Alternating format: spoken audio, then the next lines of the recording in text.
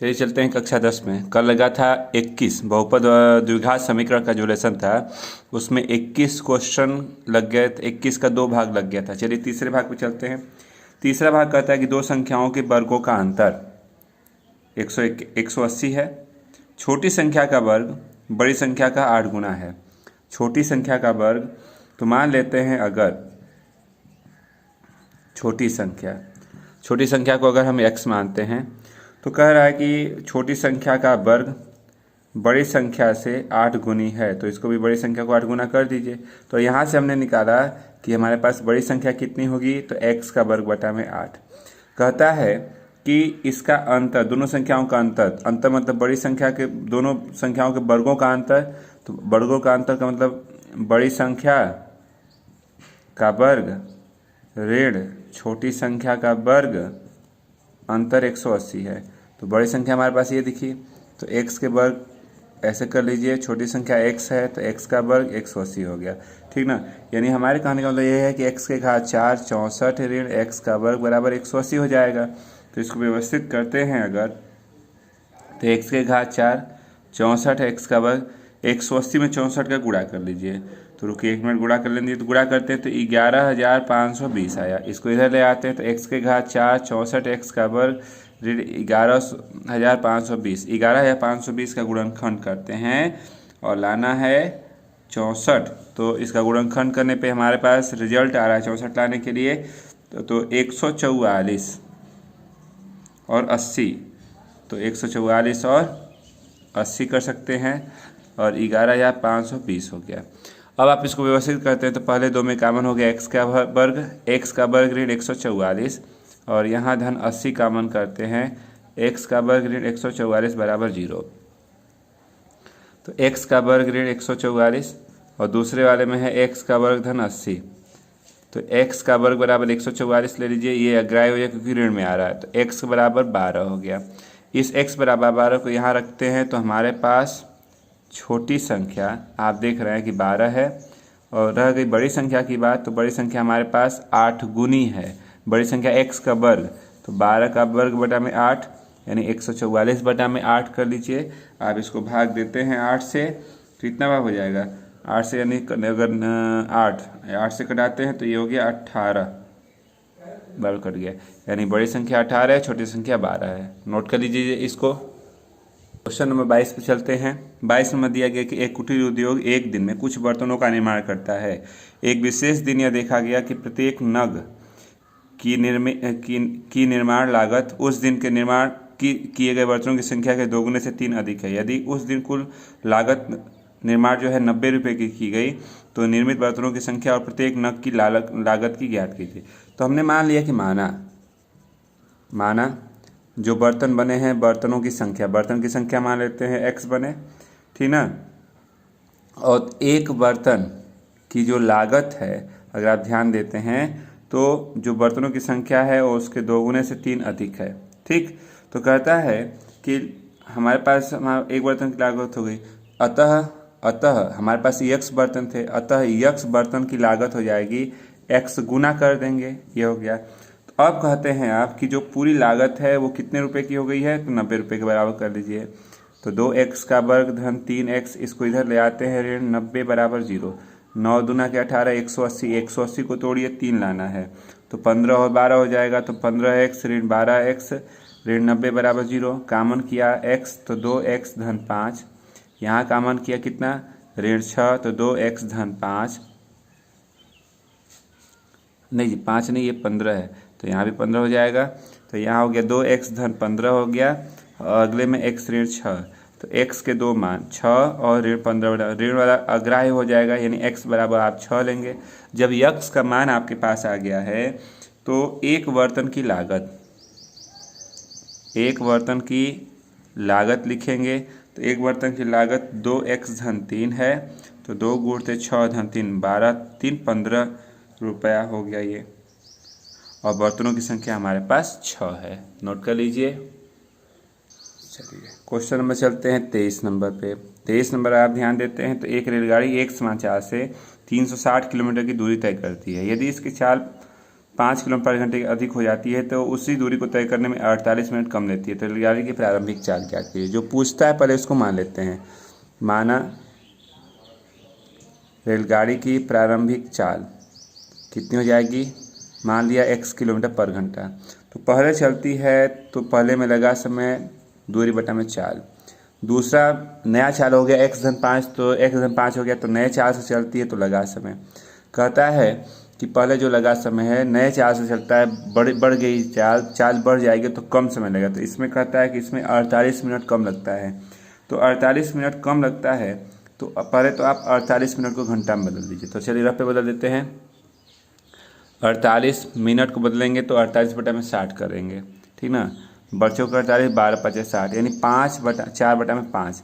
इसको 48 मिनट कम लगा तो 48 मिनट को घंटा में बदल के जोड़ दिया, इसको इधर ले आते हैं तो 360 कॉमन कर लीजिए। 1/x और यहाँ 4/5 है तो ये हो गया 360। एलसीएम लेते हैं x/5 कर लीजिए, गुणा किया x/5 ऋण x, ये हो गया 4/5, ये कट गया। व्यवस्थित करते हैं तो आप लिख सकते हैं 360 × 5 बटा में x का वर्ग धन 5x, ये हो गया 4/5। 4 से कटाते हैं 4 9 36, तो ये हो गया x का वर्ग धन 5x बराबर 90 × 25। x का वर्ग धन 5x बराबर, गुणा करते हैं 9 × 45 4 18 22, ये हो गया x का वर्ग 5x ऋण 2250, यानी 2250 को तोड़िए 5 लाना है। तो चलिए रफ पे गुणनखंड कर लेते हैं।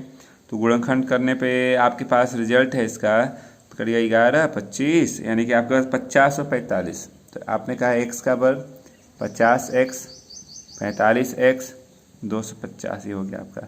कामन अगर बात करते हैं तो इसमें कामन है x, तो x/50 हो गया। ऋण 45 की बात करते हैं तो x/50 हो गया। तो अब आप व्यवस्थित करें तो दोनों ब्रैकेट में x/50 कामन हो गया और x ऋण 45 यहाँ पे हो गया। तो दोनों को 0 के साथ लेंगे तो x के मान ऋण 50 और ये 45, तो ऋण वाला अगर आएगा x बराबर 45 किलोमीटर पर घंटा, यानी उसकी चाल कितनी थी, 45 किलोमीटर पर घंटे उसकी चाल थी। नोट कर लीजिए अब इसको। चलिए अगला क्वेश्चन आप ध्यान दीजिए, क्वेश्चन नंबर 24 नंबर दिया गया कि यदि जेबा अपनी वास्तविक आयु से 5 वर्ष छोटी होती तो उसकी आयु का वर्ग उसकी वास्तविक आयु के वर्ग के 5 गुने से 11 वर्ष अधिक होती है। तो उसकी वर्तमान आयु ज्ञात कीजिए। तो मान लेते हैं कि माना उसकी जो वर्तमान आयु है यानी आज की वो x वर्ष है। प्रश्न कह रहा है कि 5 वर्ष छोटी होती, तो 5 वर्ष छोटा हो गया, का वर्ग उसके वर्तमान उम्र के 5 गुने से 11 अधिक है, 11 जोड़ दीजिए। x का वर्ग 25 ऋण 10x बराबर 5x धन 11, सबको इधर ले आते हैं तो x का वर्ग इधर आएगा तो 15x, इधर आएगा तो 25 ऋण 11 कर सकते हैं। x का वर्ग ऋण 15x, 25 में से 11 घटा दीजिए तो 14, 14 को तोड़ना है 15 लाना, तो 14 1 15 कर सकते हैं। तो यहाँ 14x ऋण x धन 14 कामन हो गया x, तो x ऋण 14 कामन हो गया ऋण 1 x ऋण 14, तो x ऋण 14 कामन करते हैं तो आपके पास अगले कोष्टक में ये आ जाएगा। तो x के 2 मान 14 है, ये तो 14 हो गया और 1 ये x के मान हो गया, यानी वर्तमान उम्र कितनी हो जाएगी 14 वर्ष, क्योंकि 1 वर्ष तो होता नहीं, 1 वर्ष कम करने के माइनस में जाएगा नहीं, यानी 1 अग्राह्य है, x बराबर उसकी 14 वर्ष उम्र हो जाएगी। नोट कर सकते हैं। तो ये आपकी प्रश्नावली समाप्त हो गई।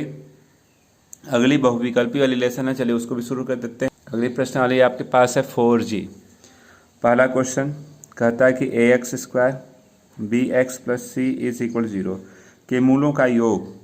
तो मूलों का योग होता है, सूत्र होता है -x का गुणांक और बटा में होता है x² का गुणांक। तो चलिए रखते हैं -x के जगह के पहले b है और ये हो गया, तो ये हो गया। दूसरा क्वेश्चन दिया गया है x² - x + 1 का विविक्त कर।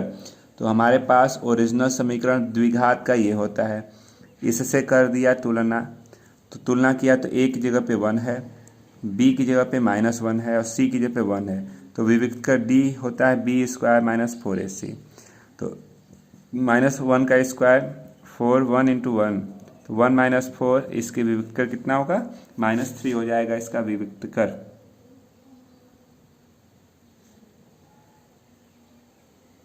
और देखिए आपकी बुक में गलती से क्वेश्चन नोट कर दिया गया था, दिया है इतना, तो घबराइए मत। तुलना किया तो ए की जगह पे 1, बी की जगह पे -1 और सी की जगह पे -1 है, तो डी निकालेंगे तो बी स्क्वायर माइनस 4ac, -1 का स्क्वायर 4 इंटू 1 इंटू -1, माइनस यानी -1 का स्क्वायर 1 हो गया, +4 यानी आपके क्वेश्चन में जो है उसका अभिव्यक्ति कितना हो जाएगा 5 हो जाएगा। गलती से ये लिख दिया गया तो चलिए ये भी सही है, आपकी बुक में ये दिया है, इसका आंसर ये हो जाएगा। नोट कर लीजिए इसको आप।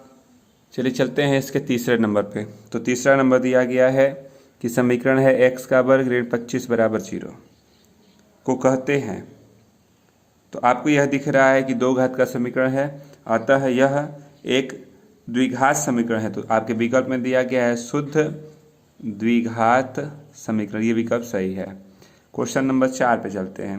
4 नंबर कह रहा है कि 2 संख्याओं का योगफल 7 है और गुणनफल इतना है। तो चलिए मान लेते हैं, माना 2 संख्याएं हमारे पास x व y है। पहला शर्त इनका योगफल, दोनों संख्याओं का योगफल कितना है 7 है।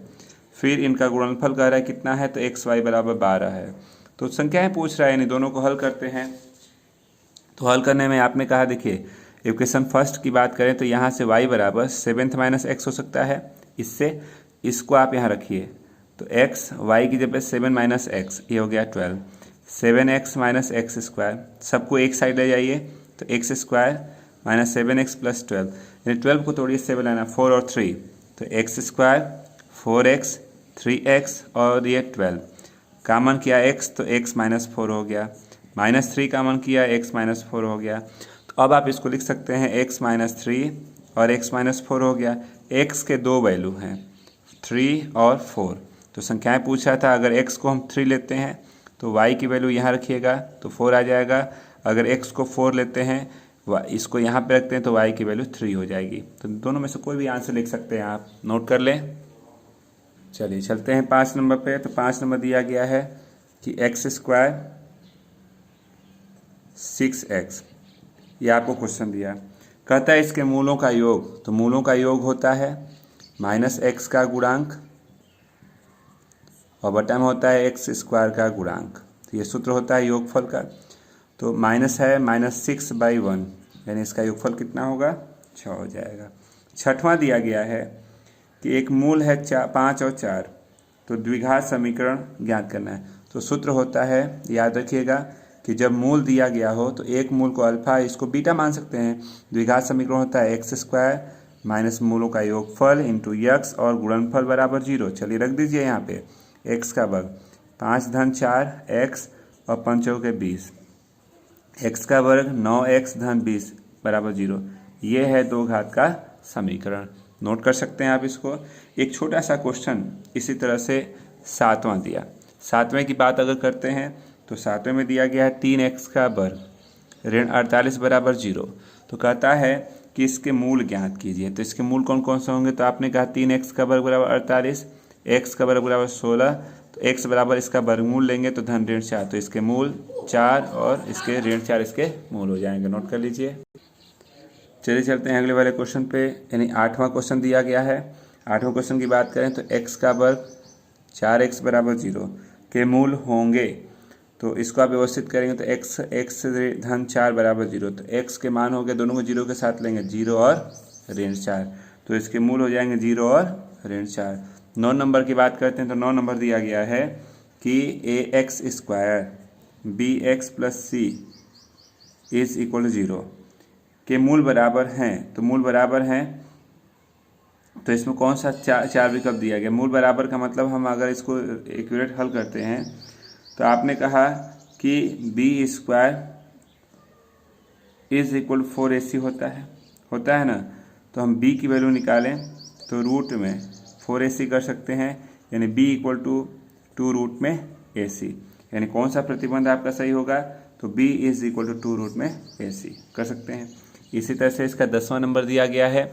10 नंबर की बात करते हैं तो x/8 और 8/x के मूल होंगे, क्रॉस तिर्य गुणा कर लीजिए। तो x का वर्ग बराबर 64, x बराबर धन ऋण 8, वर्गमूल लेंगे तो 8, तो यानी धन 8 और ऋण 8 इसके 2 मूल हैं। ठीक, तो बस आज के लिए इतना ही रहने दीजिए, कल इसके आगे लगाया जाएगा।